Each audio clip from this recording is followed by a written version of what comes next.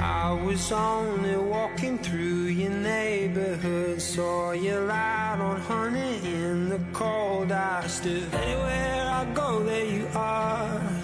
Well, Toby, you grew up here in Maroubra in Housing Commission, raised by a single mum. What was your childhood like? My childhood was great. I loved living here. Had like a little street crew of friends growing up here. All we would do was play footy, go to the beach. I didn't really realise that it was like a housing commission background. I had a great time growing up here. Susan, what was he like as a little kid? Good question. Well, he would not leave me. So he was a little mummy's boy? He was a mummy's boy. I'll back that. Yeah? I don't even try and deny it.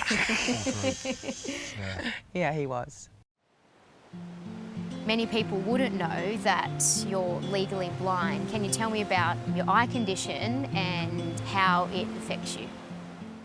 The condition is, a lot of people may have heard of it, they warn pregnant women about toxoplasmosis. It affects the nervous system of the body. I was born with it, so that's the way it's always been. I was born cross-eyed as well. That's been a little bit corrected over the years, but yeah.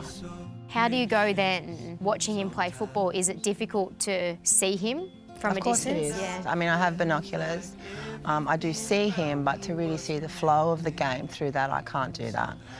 So I pretty much keep them focused on him, which now has become a lot harder with the haircut. That's so true. he needs to do something, perhaps some red mohawk or something. That would be great.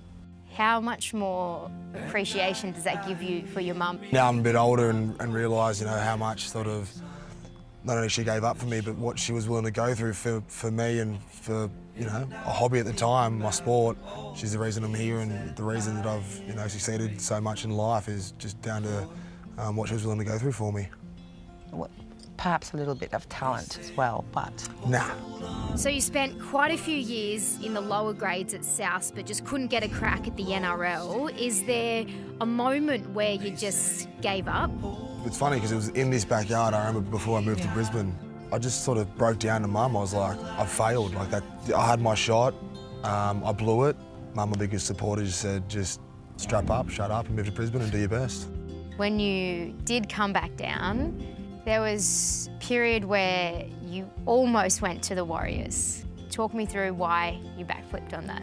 There was only sort of one option for me to continue playing at a professional level, and that was the Warriors. It was a weird time with COVID, and if I was to decide to go, that would mean that Mum would be here by herself, for one, and given the situation that was going on globally as well, that I didn't want to really be too far away from her.